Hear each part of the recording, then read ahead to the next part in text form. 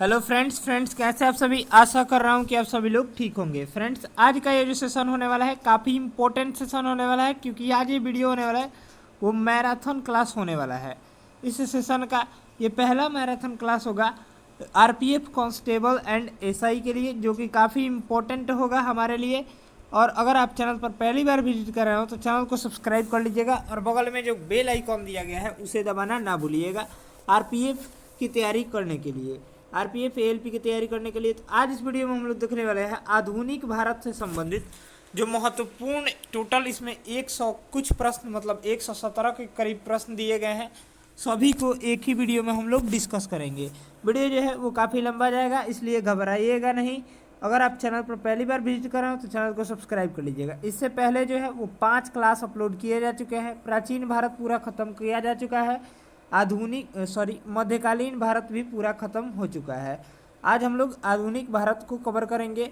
अगर आप चैनल पर उस वीडियो को अगर आप नहीं देखे हैं तो उस वीडियो का लिंक इस वीडियो के डिस्क्रिप्शन बॉक्स में मिल जाएगा, या फिर प्लेलिस्ट से जाकर देख सकते हैं। इसका पीडीएफ हमारे टेलीग्राम पर मिलेगा। टेलीग्राम चैनल का लिंक इसी वीडियो के डिस्क्रिप्शन बॉक्स में दे दिया गया है, उसको जरूर ज्वाइन कर लीजिएगा। तो आइए वीडियो को बिना देरी किए शुरू करते हैं। तो आइए हम लोग यहाँ से फर्स्ट क्वेश्चन दिया गया है, देख लीजिए। दिया गया है पागलपंथी विद्रोह कहाँ हुआ था। राइट आंसर हो जाएगा यहाँ से सी ऑप्शन, बंगाल में हुआ था। ये देखिए आरपीएफ एसआई 2018 शिफ्ट 3 का प्रश्न है, यानी ये पूछा गया प्रश्न है। इसका व्याख्या देखिए, पागलपंथी विद्रोह वर्ष 1813 को बंगाल के ममो सिंध क्षेत्र में हुआ था, ठीक है ना। पागलपंथी विद्रोह के द्वारा तत्कालीन समाज के लोगों द्वारा जमींदारी के अत्याचार के विरुद्ध आवाज उठाई गई थी।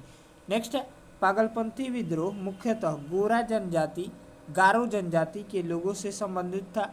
नेक्स्ट देखिए, पागलपंथी विद्रोह को उत्तरी बंगाल में संचालित करने का श्रेय करम शाह या करीम शाह को जाता है, ठीक है ना। नेक्स्ट प्रश्न देखिए, यहाँ से अगला सवाल दिया गया है 2 नंबर प्रश्न। 2 नंबर प्रश्न क्या बोल रहा है आप लोग देखिए। तो यहाँ से 2 नंबर सवाल दिया गया है, देख लेते हैं। पुणे सार्वजनिक सभा की स्थापना निम्न में से किस स्थान पर हुई थी। तो इसका जो राइट आंसर हो जाएगा वो हो जाएगा यहाँ से बी ऑप्शन। राइट आंसर हो जाएगा यानी पुणे में हुई थी, यानी ऑप्शन हो जाएगा यहाँ से बी। ये आरपीएफ एसआई 2018 का प्रश्न है। यहाँ से इसका व्याख्या देखिए, इसका व्याख्या देख लेते हैं। तो पुणे सार्वजनिक सभा की स्थापना महात्मा गोविंद रानाडे ने 2 अप्रैल 1870 को पुणे महाराष्ट्र में की थी। यहाँ से देखिए, पुणे सार्वजनिक सभा आज़ादी से पूर्व ब्रिटिश भारत में स्थापित एक सामाजिक संगठन था। नेक्स्ट देखिए, पुणे सार्वजनिक सभा का उद्देश्य तत्कालीन सरकार तथा जनता के बीच मध्यस्थता तथा किसानों के कानूनी अधिकारों को लोकप्रिय बनाना था।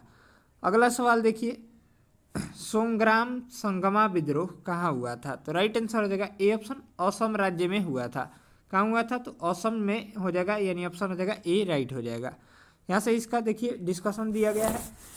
तो सोमग्राम संगमा विद्रोह 1906 ईस्वी को असम में हुआ था, ठीक है ना। सोमग्राम संगमा विद्रोह का मुख्य कारण अंग्रेजों द्वारा आदिवासी जनजाति का शोषण था। अंग्रेजों ने आदिवासी जनजाति के क्षेत्र को सीमित कर दिया, जिसके फलस्वरूप इन जनजातियों को उनके वन अधिकारों से वंचित होना पड़ा था।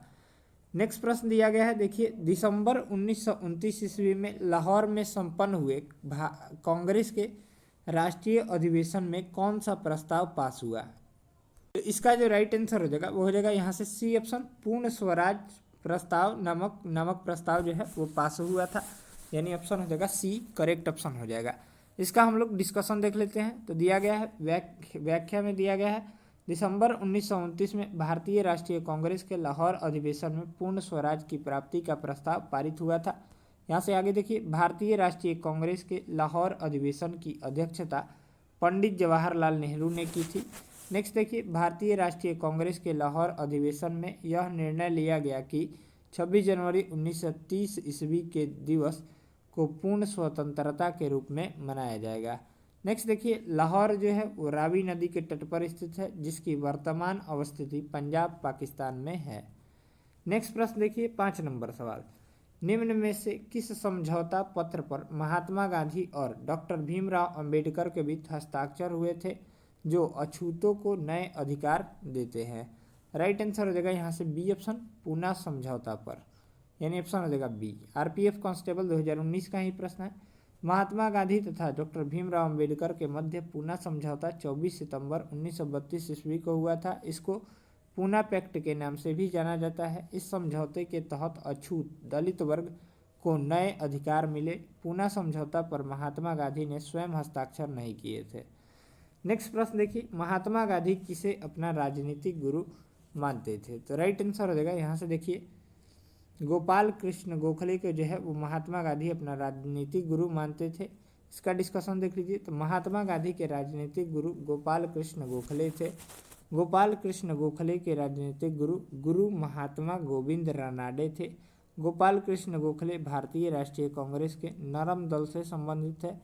नेक्स्ट देखिए, गोपाल कृष्ण गोखले ने भारतीय राष्ट्रीय कांग्रेस के बनारस अधिवेशन 1905 की अध्यक्षता की थी।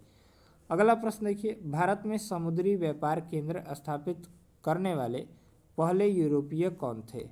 यहाँ पर दो ऑप्शन दिए गए हैं, ए में फ्रांसीसी दिया गया है, बी में डच दिया गया है। दो ऑप्शन इधर सी में दिया गया है, अंग्रेज दिया गया है, और डी में पुर्तगाली दिया है। ये आरपीएफ कांस्टेबल 2019 का ही प्रश्न है। तो इसका जो राइट आंसर हो जाएगा वो हो जाएगा डी, पुर्तगाली हो जाएगा, करेक्ट ऑप्शन हो जाएगा। यहाँ से इसका डिस्कशन देख लेते हैं। भारत में समुद्री व्यापार केंद्र स्थापित करने वाले पहले यूरोपीय पुर्तगाली थे। ठीक है, पुर्तगाली व्यापारी वास्को डी गामा ने 17 मई 1498 को भारत के लिए नए समुद्री मार्ग की खोज की थी। नेक्स्ट देखिए, वास्को डी गामा सर्वप्रथम भारत के पश्चिमी तट पर स्थित कालीकट बंदरगाह पहुंचा था। आगे देखिए, भारत में आने वाले यूरोपीय शक्तियों का क्रम कुछ इस प्रकार है। तो पुर्तगाली, फिर डच, फिर अंग्रेज, फिर डेनिश, फिर फ्रांसीसी। ठीक है, ये सभी क्रम है, इसको भी ध्यान में रखिएगा, ये भी पूछा जा सकता है।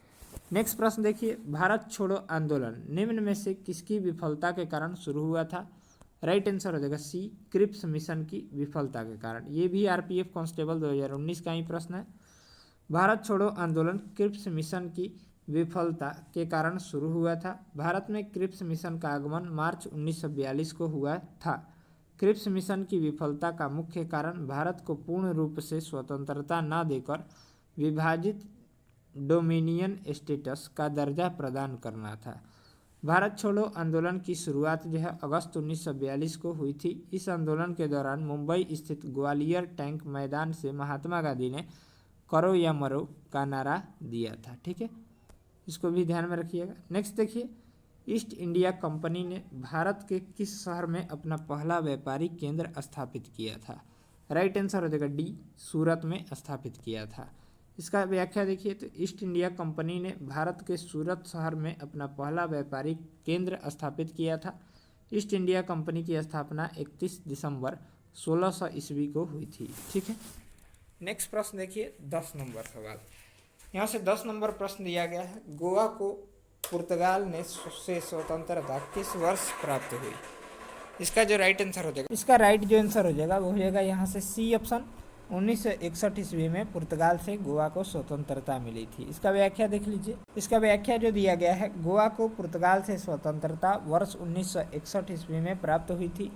पुर्तगालियों द्वारा गोवा पर कब्जा 1510 ईस्वी में किया गया था। वर्ष 1510 ईस्वी से वर्ष 1961 लगभग 450 वर्ष तक गोवा पुर्तगालियों के अधीन रहा। नेक्स्ट देखिए, ऑपरेशन विजय के तहत भारतीय सेना ने गोवा को पुर्तगालियों के कब्जे से 19 दिसंबर 1961 ईस्वी को स्वतंत्र करा लिया। नेक्स्ट प्रश्न देखिए, यहाँ से अगला सवाल दिया गया है, भारत में अंग्रेजों द्वारा निर्मित पहला किला कौन सा था? तो राइट आंसर हो जाएगा ए, फोर्ट सेंट जॉर्ज था। ध्यान दीजिएगा, फोर्ट सेंट जॉर्ज था, यानी ऑप्शन हो जाएगा ए। भारत में अंग्रेजों द्वारा निर्मित पहला किला जो था वो फोर्ट सेंट जॉर्ज था। फोर्ट सेंट जॉर्ज को ऐतिहासिक रूप से वाइट टाउन के नाम से भी जाना जाता है। नेक्स्ट देखिए, फोर्ट सेंट जॉर्ज किले की स्थापना 1640 ईस्वी में ईस्ट इंडिया कंपनी द्वारा तत्कालीन मद्रास, वर्तमान में चेन्नई, तमिलनाडु राज्य में की गई थी। ठीक है, नेक्स्ट सवाल देखिए, यहाँ से अगला प्रश्न देखिए 12 नंबर। केप ऑफ गुड होप कहाँ स्थित है? तो राइट आंसर हो जाएगा यहाँ से बी ऑप्शन, दक्षिण अफ्रीका में स्थित है। यहाँ से इसका व्याख्या देखिए तो केप ऑफ गुड होप दक्षिण अफ्रीका में स्थित है। केप ऑफ गुड होप से होकर पुर्तगाली व्यापारी वास्को डी गामा कालीकट के तट पर पहुंचा था। ठीक है, केप ऑफ गुड होप पर पहुंचने का श्रेय सर्वप्रथम पुर्तगाली व्यापारी बर्टोलोमियो डियास को जाता है। केप ऑफ गुड होप का अन्य नाम उत्मासा अंतरीप भी है। नेक्स्ट प्रश्न देखिए 13 नंबर, भारत के पहले वायसराय कौन थे? तो राइट आंसर हो जाएगा ए ऑप्शन, लॉर्ड कैनिंग थे। ठीक है ना, यहाँ से इसका व्याख्या देखिए तो भारत के प्रथम वायसराय जो थे वो लॉर्ड कैनिंग थे। कैनिंग का कार्यकाल वायसराय के रूप में 1 नवंबर 1858 ईस्वी से 21 मार्च 1862 ईस्वी तक था। नेक्स्ट देखिए, गवर्नर ऑफ इंडिया एक्ट 1858 के अनुसार भारत के गवर्नर जनरल ऑफ इंडिया को भारत का वायसराय घोषित किया गया। नेक्स्ट देखिए, कैनिंग गवर्नर जनरल के पद पर 28 फरवरी 1856 से 21 मार्च 1862 तक रहे। यहाँ से देखिए कैनिंग के कार्यकाल के दौरान पारित एक्ट, यहाँ से दिया गया है विधवा पुनर्विवाह अधिनियम 1856, governor of India act 1858, governor of India act 1861 और देखिए वर्ष 1861 में मद्रास, कोलकाता तथा बम्बई में उच्च न्यायालय की स्थापना। नेक्स्ट सवाल देखिए, किसान सभा आंदोलन किस राज्य में प्रारंभ हुआ था? राइट जो आंसर हो जाएगा डी ऑप्शन, बिहार राज्य में प्रारंभ हुआ था। किसान सभा आंदोलन बिहार राज्य में प्रारंभ हुआ था। किसान सभा आंदोलन का नेतृत्व बिहार में स्वामी सहजानंद सरस्वती ने की थी। ठीक है, स्वामी सहजानंद सरस्वती ने ही वर्ष 1929 में बिहार में प्रांतीय किसान सभा का गठन किया था। नेक्स्ट प्रश्न देखिए, पाबना किसान विद्रोह निम्न में से किस राज्य में हुआ था? तो ये जो हुआ था वो पश्चिम बंगाल राज्य में हुआ था। पाबना किसान विद्रोह वर्ष 1873 से 76 के दौरान पश्चिम बंगाल में हुआ था। पाबना किसान विद्रोह जमींदारों द्वारा किसानों के शोषण के विरुद्ध था। पाबना किसान विद्रोह आंदोलन के प्रमुख नेताओं में शंभूपाल तथा ईशान चंद्र राय थे। यहाँ से देखिए भारत में हुए अन्य प्रमुख किसान विद्रोह या आंदोलन या सत्याग्रह, तो नील विद्रोह ये कब हुआ था? तो ये 1859 में हुआ था, काफ़ी इम्पोर्टेंट है। चंपारण सत्याग्रह 1917 में हुआ था। बारदोली आंदोलन, ठीक है ना, बारदोली आंदोलन कब हुआ था? तो ये 1928 में हुआ था। और देखिए यहाँ से दिया गया है और यहाँ पर दिया गया है तेभागा विद्रोह जो कि कब हुआ था? ये जो हुआ था तेभागा विद्रोह 1946 से 1947 के मध्य हुआ था। नील विद्रोह काफ़ी इंपॉर्टेंट है, चंपारण सत्याग्रह भी काफ़ी इंपॉर्टेंट है। ठीक है, नेक्स्ट प्रश्न देखिए 16 नंबर सवाल, जमींदार एसोसिएशन की स्थापना कब की गई थी? तो राइट आंसर हो जाएगा सी ऑप्शन, 1838 ईस्वी में की गई थी। जमींदारी एसोसिएशन की स्थापना वर्ष 1838 ईस्वी में हुई थी। जमींदारी एसोसिएशन को ही लैंड होल्डर्स सोसाइटी के रूप में जाना जाता है। जमींदारी एसोसिएशन के संस्थापकों में द्वारकानाथ टैगोर प्रमुख थे। नेक्स्ट प्रश्न देखिए, यहाँ से दिया गया है भारत में सती प्रथा का अंत किसने किया था? तो राइट आंसर हो जाएगा सी, विलियम बेटिंग ने किया था। ये आरपीएफ कांस्टेबल का ही प्रश्न है 2019 का। ठीक है, विलियम बेटिंग यानी राइट आंसर हो जाएगा सी। इसका हम लोग व्याख्या देख लेते हैं। भारत में सती प्रथा का अंत विलियम बेटिंग ने किया। विलियम बेटिंग वर्ष 1834 ईस्वी में भारत के प्रथम गवर्नर जनरल नियुक्त हुए थे। ब्रह्म समाज के संस्थापक, यहाँ से ये क्वेश्चन बार बार पूछता है, ब्रह्म समाज के संस्थापक कौन थे? ये जो थे यहाँ से देखिए वो राजा राम मोहन राय थे। ठीक है ना, राजा राम मोहन राय जो थे वो ब्रह्म समाज के संस्थापक थे। ठीक, यानी यहाँ से हो जाएगा, ये काफ़ी इम्पोर्टेंट है। समाज, राजा राम मोहन राय ने तत्कालीन समाज में व्यापक यानी बुराइयों तथा महिलाओं के ऊपर हो रहे अत्याचार के खिलाफ अपनी आवाज़ बुलंद की थी। इन्हीं प्रयासों के फलस्वरूप 4 दिसंबर 1829 को तत्कालीन फोर्ट विलियम बंगाल के गवर्नर विलियम बेटिंग ने सती प्रथा पर रोक लगा दी।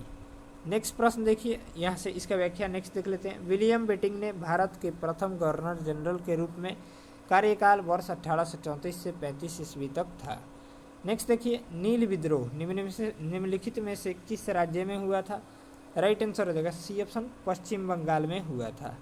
ठीक है, नील विद्रोह पश्चिम बंगाल राज्य में हुआ था। नील विद्रोह 1859 में हुआ था। यह विद्रोह भारतीय किसानों का प्रथम सफल विद्रोह था। नेक्स्ट देखिए, नील विद्रोह का मुख्य कारण भारतीय किसानों द्वारा नील की खेती न कराना था। नेक्स्ट देखिए, नील विद्रोह के प्रमुख नेताओं में विष्णु विश्वास तथा दिगंबर विश्वास थे। भारतीय किसानों द्वारा नील की खेती न करने के कारण वर्ष 1860 में नील आयोग की नियुक्ति की गई थी। नेक्स्ट प्रश्न देखिए, खेड़ा सत्याग्रह कहाँ हुआ था? तो राइट आंसर हो जाएगा यहाँ सी ऑप्शन, गुजरात राज्य में हुआ था। ठीक है, खेड़ा सत्याग्रह वर्ष 1918 में गुजरात में हुआ था। खेड़ा आंदोलन का प्रमुख कारण अंग्रेजों की कर वसूली के विरुद्ध भारतीय किसानों का प्रदर्शन था। नेक्स्ट देखिए इसका व्याख्या, वर्ष 1918 में भारत में अत्यधिक सूखा पड़ने के कारण किसानों की फसल बर्बाद हो गई थी। फसल बर्बाद होने के फलस्वरूप भारतीय किसान अंग्रेजों को लगान यानी कर देने में असमर्थ हो गए थे। इसी प्रकरण के खिलाफ महात्मा गांधी ने किसान के साथ मिलकर खेड़ा सत्याग्रह आरंभ किया था। कौन से भारतीय नेता को लोकप्रिय रूप से पंजाब केसरी के रूप में जाना जाता है? पंजाब केसरी के रूप में जो है वो लाला लाजपत राय को जाना जाता है, यानी ऑप्शन हो जाएगा ए। यहाँ से इसका डिस्कशन दिया गया है। भारतीय नेता लाला लाजपत राय को लोकप्रिय रूप से पंजाब केसरी के रूप में जाना जाता है। मौलाना अबुल कलाम आज़ाद भारतीय राष्ट्रीय कांग्रेस के सबसे युवा अध्यक्ष बने थे। यहाँ से देखिए, भारतीय राष्ट्रीय कांग्रेस प्रथम एशियाई तथा भारतीय व्यक्ति थे जिन्हें नोबेल पुरस्कार की प्राप्ति हुई। यहाँ से देखिए, सरदार वल्लभ भाई पटेल की सबसे ऊंची प्रतिमा गुजरात राज्य के केवड़िया नामक स्थान पर स्थित है, जिसको स्टैचू ऑफ यूनिटी के नाम से जाना जाता है। इसकी ऊंचाई 182 मीटर है। नेक्स्ट प्रश्न देखिए, भारतीय राष्ट्रीय कांग्रेस की स्थापना कब हुई? तो राइट आंसर हो जाएगा यहाँ से 1885 ईस्वी में हुई थी। ये आरपीएफ कांस्टेबल 2019 का प्रश्न था। यहाँ से देखिए इसका डिस्कशन, भारतीय राष्ट्रीय कांग्रेस की स्थापना 28 दिसंबर 1885 ईस्वी को गोकुल दास तेजपाल संस्कृत कॉलेज बॉम्बे में हुई थी। भारतीय राष्ट्रीय कांग्रेस के संस्थापक एलन ऑक्टेवियन ह्यूम, यानी जिसको हम लोग एओ ह्यूम के नाम से जानते हैं, वही थे। नेक्स्ट देखिए, भारतीय राष्ट्रीय कांग्रेस के प्रथम अधिवेशन की अध्यक्षता व्योमेश चंद्र बनर्जी ने की थी। भारतीय राष्ट्रीय कांग्रेस के प्रथम अधिवेशन बॉम्बे में वर्ष 1885 में आयोजित हुआ था, जिसमें कुल 72 प्रतिनिधियों ने भाग लिया था। नेक्स्ट देखिए, वर्ष 1886 को कोलकाता में आयोजित भारतीय राष्ट्रीय कांग्रेस के द्वितीय अधिवेशन की अध्यक्षता दादा भाई नौरोजी ने की थी। नेक्स्ट प्रश्न देखिए, बिस्मार्क ऑफ इंडिया किसे कहा जाता है? राइट आंसर हो जाएगा बी, सरदार वल्लभ भाई पटेल को कहा जाता है।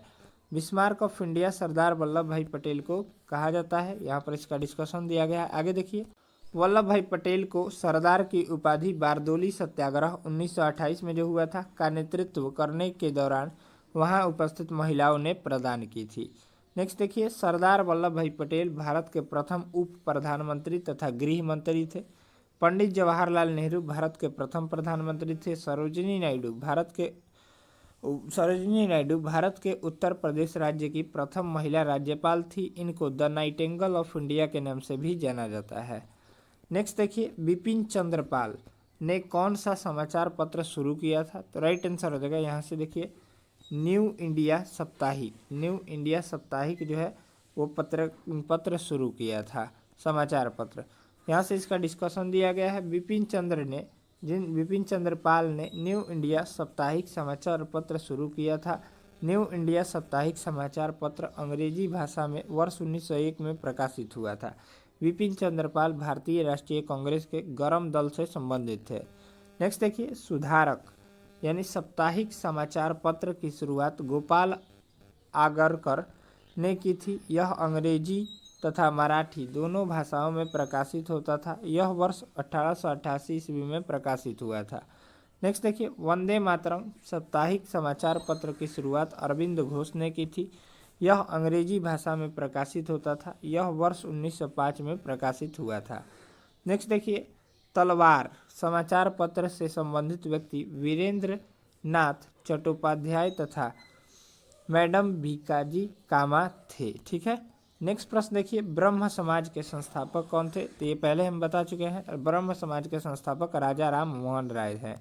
यानी ऑप्शन देखिए यहाँ से ए ऑप्शन राइट हो जाएगा, राजा राम मोहन राय। राजा राम मोहन राय ने ब्रह्म समाज की स्थापना वर्ष 1828 ईस्वी में की थी। इन्हें भारतीय नवजागरण का अग्रदूत माना जाता है। इनके द्वारा 1815 ईस्वी में आत्मीय सभा की स्थापना की गई थी। नेक्स्ट देखिए, राजा राम मोहन राय द्वारा 3 पत्रिकाओं का प्रकाशन किया गया जो कि निम्नलिखित है। 1 नंबर संवाद कौमुदी यानी साप्ताहिक पत्रिका बंगाली भाषा में, 2 नंबर है ब्राह्मणवादी और 3 नंबर है मियात उल अखबार साप्ताहिक भाषा फारसी। मुगल सम्राट अकबर द्वितीय ने राजा राम मोहन राय को राजा की उपाधि से सुशोभित किया था। राजा राम मोहन राय के अथक प्रयासों के फलस्वरूप ही भारत में सती प्रथा पर रोक लगी थी। राजा राम मोहन राय की मृत्यु 27 सितंबर 1833 को ब्रिस्टल ब्रिटेन में हुई थी।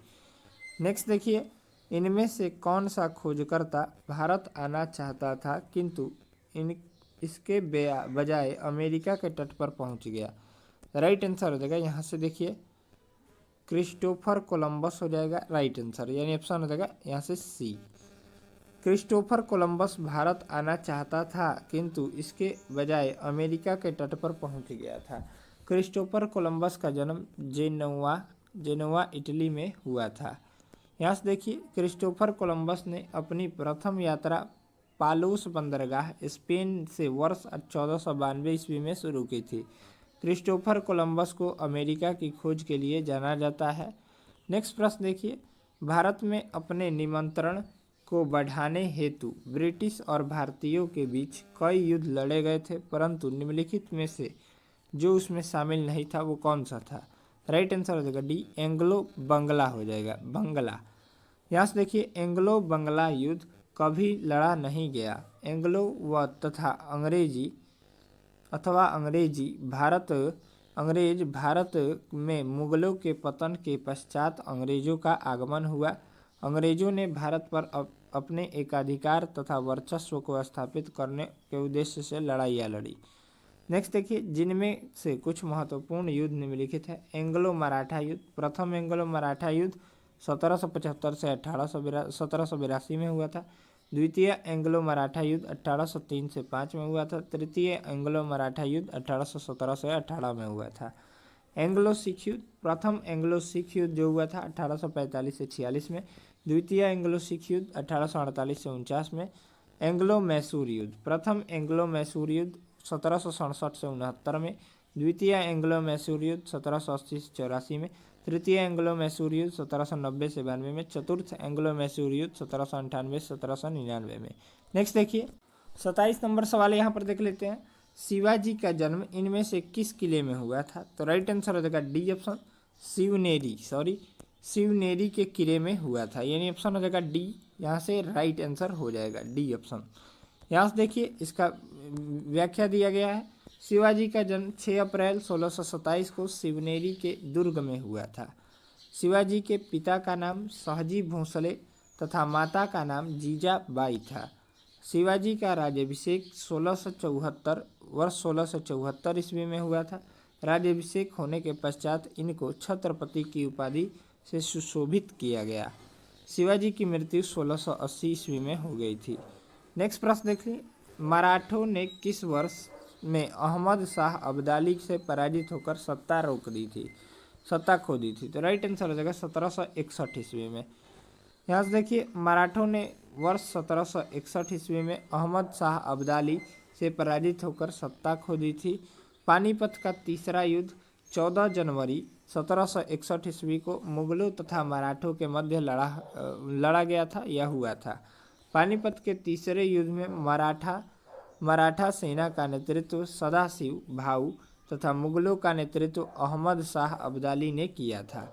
नेक्स्ट देखिए, पानीपत के तीसरे युद्ध में मराठा सेना मुगल सेना से बुरी तरह पराजित हुई थी। नेक्स्ट प्रश्न देखिए, दांडी मार्च कब आयोजित किया गया था? राइट आंसर हो जाएगा यहाँ से ए ऑप्शन 1930 में आयोजित किया गया था। दांडी मार्च वर्ष 1930 में आयोजित हुई थी। दांडी मार्च की शुरुआत 12 मार्च 1930 को महात्मा गांधी द्वारा की गई थी। महात्मा गांधी द्वारा साबरमती आश्रम अहमदाबाद से अपने 78 अनुयायियों के साथ इस मार्च सत्याग्रह की शुरुआत हुई। दांडी मार्च 24 दिनों तक चला था, जिसके अंतर्गत कुल 241 मील पैदल दूरी तय की गई। 6 अप्रैल 1930 को अंततः दांडी पहुंचकर महात्मा गांधी ने दांडी मार्च को भंग कर दिया था। नेक्स्ट प्रश्न देखिए, रंगपुर विद्रोह कब हुआ? यहाँ से जो ऑप्शन राइट हो जाएगा वो हो जाएगा सी ऑप्शन। 1783 ईस्वी में रंगपुर विद्रोह हुआ था। यहाँ से देखिए, रंगपुर विद्रोह वर्ष 1783 को बंगाल में उत्पन्न हुआ था। रंगपुर विद्रोह बंगाल के कृषक विद्रोह में से एक महत्वपूर्ण विद्रोह था।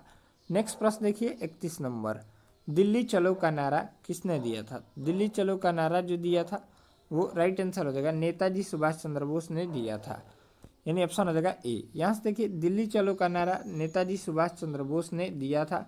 5 जुलाई 1943 को नेताजी सुभाष चंद्र बोस ने सिंगापुर के टाउन हॉल के समक्ष सुप्रीम कमांडर के रूप में अपनी सेना को संबोधित किया तथा उनको दिल्ली चलो का नारा दिया था। नेक्स्ट देखिए, तुम मुझे खून दो मैं तुम्हें आज़ादी दूंगा का नारा भी नेताजी सुभाष चंद्र बोस ने ही दिया था। इनके द्वारा दिए गए अन्य प्रसिद्ध नारों में जय हिंद का नारा भी है। यहाँ से देखिए, नेक्स्ट प्रश्न, अलीगढ़ में मोहम्मडन एंग्लो ओरिएंटल कॉलेज किसने स्थापित किया था? राइट आंसर हो जाएगा बी, सैयद अहमद खान ने स्थापित किया था। अलीगढ़ में मोहम्मडन एंग्लो ओरिएंटल कॉलेज को सैयद अहमद खान ने स्थापित किया था। इसका आधुनिक नाम अलीगढ़ मुस्लिम विश्वविद्यालय है। इसकी स्थापना वर्ष 1875 में हुई थी। वर्ष 1920 में मोहम्मडन एंग्लो ओरिएंटल कॉलेज के नाम परिवर्तित कर अलीगढ़ मुस्लिम विश्वविद्यालय कर दिया गया। यहाँ से देखिए, सैयद अहमद खान को अलीगढ़ आंदोलन का प्रमुख माना जाता है। भारतीय स्वतंत्रता संग्राम 1857 के प्रमुख कारणों को स्पष्ट करने के लिए इन्हें the causes of the Indian revolt नामक पुस्तक लिखी थी। सैयद अहमद खान को ही साइंटिफिक सोसाइटी की स्थापना का श्रेय जाता है। नेक्स्ट प्रश्न देखिए, ब्रिटिश इंडिया कंपनी द्वारा नियुक्त वर्ष 1833 में भारत का पहला ब्रिटिश गवर्नर जनरल कौन था? 4 ऑप्शन दिए गए हैं, तो इसका जो राइट आंसर हो जाएगा विलियम बेटिंग हो जाएगा, यानी ऑप्शन हो जाएगा डी। भारत का पहला British governor general William Bentinck था। गवर्नर जनरल के पद बेटिंग का कार्यकाल विलियम बेटिंग का कार्यकाल 22 अप्रैल 1834 से 20 मार्च 1835 तक था। नेक्स्ट देखिए, लाहौर कांग्रेस अधिवेशन के अध्यक्ष कौन थे? राइट आंसर हो जाएगा ए, पंडित जवाहरलाल नेहरू थे। यहाँ से देखिए, भारतीय राष्ट्रीय कांग्रेस के लाहौर अधिवेशन की अध्यक्षता पंडित जवाहरलाल नेहरू ने की थी। भारतीय राष्ट्रीय कांग्रेस का लाहौर अधिवेशन दिसंबर 1929 में आयोजित हुआ था। इस अधिवेशन में ही स्वराज यानी पूर्ण स्वतंत्रता का प्रस्ताव पारित किया गया था। इस अधिवेशन में ही 26 जनवरी 1930 ईस्वी को प्रथम स्वतंत्रता दिवस के रूप में मनाए जाने की घोषणा की गई थी। नेक्स्ट प्रश्न देखिए, बंगाल का विभाजन कब हुआ था? तो बंगाल का विभाजन जो हुआ था 1905 में हुआ था। बंगाल का विभाजन वर्ष 1905 में हुआ था, यानी ऑप्शन हो जाएगा सी। बंगाल का विभाजन की घोषणा तत्कालीन वायसराय लॉर्ड कर्जन द्वारा 19 जुलाई 1905 को की गई थी। बंगाल का विभाजन 16 अक्टूबर 1905 से प्रभावी हुआ था। नेक्स्ट देखिए, 16 अक्टूबर 1905 ईस्वी को संपूर्ण बंगाल में राष्ट्रीय शोक दिवस के रूप में मनाए जाने की घोषणा हुई थी। वर्ष 1911 में हार्डिंग ने बंगाल विभाजन को रद्द कर दिया। लॉर्ड हार्डिंग ने बंगाल विभाजन को रद्द कर दिया था। ठीक है, ध्यान में रखिएगा। नेक्स्ट प्रश्न देखिए, 36 नंबर, इनमें से किसने सविनय अवज्ञा आंदोलन तमिलनाडु में आयोजित किया था? राइट आंसर हो जाएगा ये, श्री राजगोपालाचारी ने। श्री राजगोपालाचारी द्वारा यहाँ से देखिए तमिलनाडु में सविनय अवज्ञा आंदोलन जैसा एक आंदोलन का आयोजन किया गया था। श्री राजगोपालाचारी स्वतंत्र भारत के प्रथम भारतीय गवर्नर जनरल थे। इनका कार्यकाल 21 जून 1948 से 26 जनवरी 1950 तक रहा। श्री राजगोपालाचारी को भारत रत्न वर्ष 1954 में मिला था। श्री राजगोपालाचारी भारत रत्न से सम्मानित होने वाले प्रथम व्यक्तियों में से एक थे, प्रथम 3 व्यक्तियों में से एक थे। नेक्स्ट प्रश्न देखिए, किस चार्टर कानून ने भारत में ईस्ट इंडिया कंपनी के कारोबार को खत्म कर दिया? तो राइट आंसर हो जाएगा चार्टर अधिनियम 1813। यहाँ से देखिए, चार्टर अधिनियम 1813 ने भारत में ईस्ट इंडिया कंपनी के व्यापारी के एकाधिकार को समाप्त कर दिया। चार्टर अधिनियम 1813 ने ब्रिटेन के सभी व्यापारियों को भारत से व्यापार करने की छूट प्रदान कर दी थी। नेक्स्ट प्रश्न देखिए 38 नंबर, निम्नलिखित में से किस प्रणाली को भारत में अंग्रेजी साहित्य का मैग्ना कार्टा कहा जाता है? राइट आंसर हो जाएगा सी, वुड्स डिस्पैच को। वुड्स डिस्पैच प्रणाली को भारत में अंग्रेजी साहित्य का मैग्ना कार्टा कहा जाता है। वर्ष 1854 ईस्वी में चार्ल्स वुड ने भारत में अंग्रेजी शिक्षा के बड़े बदलाव करने हेतु अपने सुझाव तत्कालीन गवर्नर जनरल लॉर्ड डलहौजी को पत्र के माध्यम से प्रेषित किया, जिन्हें वुड्स डिस्पैच कहा जाता है। नेक्स्ट प्रश्न देखिए, प्लासी के युद्ध में ब्रिटिश ईस्ट इंडिया कंपनी के सैन्य दल का नेतृत्व किसने किया? तो राइट आंसर हो जाएगा बी, रॉबर्ट क्लाइव ने किया था। 39 नंबर सवाल का जो राइट आंसर हो जाएगा वो हो जाएगा बी, रॉबर्ट क्लाइव। यहाँ से इसका डिस्कशन देख लेते हैं। प्लासी के युद्ध में ब्रिटिश ईस्ट इंडिया कंपनी के सैन्य दल का नेतृत्व रॉबर्ट क्लाइव ने किया था। प्लासी का युद्ध जो हुआ था वो 23 जून 1757 को हुआ था। ठीक है, काफ़ी इंपॉर्टेंट है। प्लासी नामक स्थान पश्चिम बंगाल के नदिया जिले में स्थित है। प्लासी का युद्ध तत्कालीन बंगाल के नवाब सिराजुद्दौला तथा अंग्रेज रॉबर्ट क्लाइव की सेना के मध्य हुआ था। नेक्स्ट देख लेते हैं, रॉबर्ट क्लाइव भारत में अंग्रेजी शासन का संस्थापक था। Robert Clive east India company द्वारा भारत में नियुक्त बंगाल का प्रथम गवर्नर था। रॉबर्ट क्लाइव को बंगाल में द्वैध शासन प्रणाली का जनक माना जाता है। रॉबर्ट क्लाइव को बंगाल में द्वैध शासन प्रणाली का जनक माना जाता है। नेक्स्ट प्रश्न देखिए 40 नंबर, सहायक संधि की प्रणाली को स्वीकार करने वाला पहला भारतीय मूल शासक कौन था? राइट आंसर हो जाएगा हैदराबाद के निजाम थे। यहाँ से देखिए, सहायक संधि की प्रणाली को स्वीकार करने वाला पहले भारतीय मूल के शासक हैदराबाद के निजाम थे। भारत में सहायक संधि प्रणाली का जनक लॉर्ड वेलेजली को माना जाता है। इस प्रणाली की शुरुआत भारत में वर्ष 1798 में हुई। मैसूर दूसरा भारतीय राज्य था जिसने वर्ष 1799 में सहायक संधि की प्रणाली को स्वीकार किया था। नेक्स्ट प्रश्न देखिए, मुर्शीद कुली खान ने खुद को बंगाल का नवाब घोषित कर दिया और अपनी राजधानी ढाका से हटाकर डैश कर दी थी। तो राइट आंसर हो जाएगा डी, मुर्शिदाबाद कर दी थी। यहाँ से देखिए, मुर्शीद कुली खान ने खुद को बंगाल का नवाब घोषित कर दिया और अपनी राजधानी ढाका से हटाकर मुर्शिदाबाद कर दी। मुर्शीद कुली खान मुगल सम्राट द्वारा नियुक्त बंगाल का अंतिम सूबेदार था। नेक्स्ट देखिए, मुर्शीद कुली खान की नियुक्ति बंगाल के सूबेदार के पद पर वर्ष 1717 ईस्वी में मुगल सम्राट फर्रुखसियर द्वारा की गई थी। नेक्स्ट देखिए, मुर्शीद कुली खान ने मुर्शिदाबाद स्थित कटरा मस्जिद का निर्माण किया था। इसी मस्जिद में 30 जून 1727 को इनकी मृत्यु हो गई थी। नेक्स्ट प्रश्न देखिए 42 नंबर, श्रीरंगपट्टनम में हुए चौथे एंग्लो मैसूर युद्ध में किसकी हत्या हुई थी? राइट आंसर हो जाएगा डी, टीपू सुल्तान की हत्या हुई थी। श्रीरंगपट्टनम में हुए चौथे एंग्लो मैसूर युद्ध में टीपू सुल्तान की हत्या हुई थी। टीपू सुल्तान की मृत्यु 4 मई 1799 को हुई थी। टीपू सुल्तान को टाइगर ऑफ मैसूर के नाम से भी जाना जाता है। टीपू सुल्तान के पिता का नाम हैदर अली था। ठीक है, काफ़ी इम्पोर्टेंट है। नेक्स्ट प्रश्न देखिए, सन 1853 में कहाँ से कहाँ तक यातायात के लिए पहला रेल मार्ग खोला गया था? राइट आंसर हो जाएगा, यहाँ से देखिए, बॉम्बे से ठाणे, यानी अब बॉम्बे को वर्तमान में मुंबई बोलते हैं तो मुंबई से ठाणे हो जाएगा, यानी ऑप्शन हो जाएगा सी।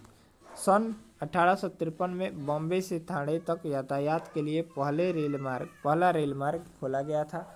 यह रेल मार्ग 34 किलोमीटर लंबा था। भारत में रेल प्रणाली की शुरुआत 16 16 अप्रैल 1853 में हुई थी। भारत में रेलवे का जनक लॉर्ड डलहौजी को कहा जाता है या माना जाता है। नेक्स्ट देखिए, भारतीय रेल एशिया की दूसरी तथा विश्व की चौथी सबसे बड़ी रेल प्रणाली है। नेक्स्ट देखिए, भारतीय रेलवे बोर्ड की स्थापना वर्ष 1905 में हुआ था। भारतीय रेलवे का राष्ट्रीयकरण 1950 में हुआ था। नेक्स्ट प्रश्न देखिए, वर्ष 1793 ईस्वी में बंगाल, बिहार और उड़ीसा में किसकी शुरुआत हुई? राइट आंसर हो जाएगा डी, अस्थाई बंदोबस्त की शुरुआत हुई थी। वर्ष 1793 में बंगाल, बिहार और उड़ीसा में अस्थाई बंदोबस्त की शुरुआत हुई। भारत में अस्थाई बंदोबस्त का जनक लॉर्ड कॉर्नवालिस को कहा जाता है।